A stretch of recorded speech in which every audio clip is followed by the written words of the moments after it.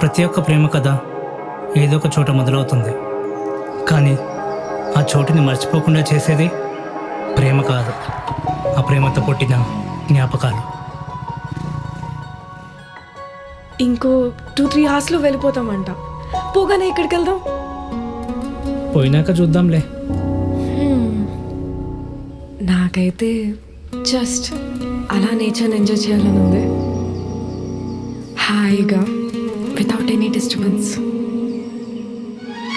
Aarav Aarav Aarav Aarav shirt బాగాలేదు, half hands వేసుకో, బాగుంటుంది.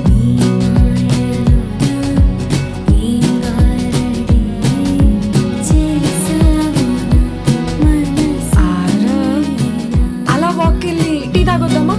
ఏయాల్లో కూర్చుందామా?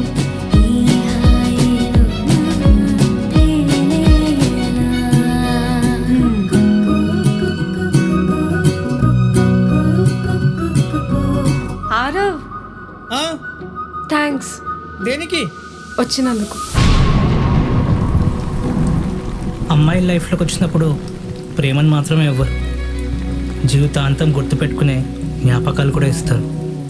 ప్రేమని మర్చిన జ్ఞాపకాలు కష్టం.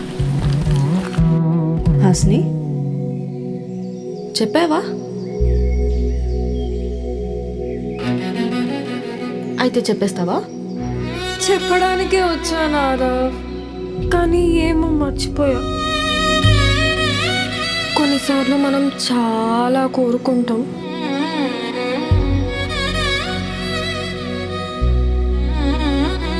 కానీ ఇంట్లో వాళ్ళ వల్ల చాలా కోరికల్ని సర్లే అని వదిలేస్తాం.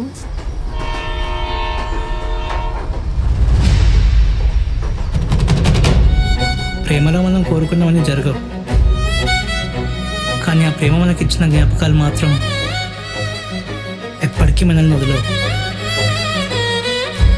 నాకు ఆ చోటు, ఆ జ్ఞాపకం పేరే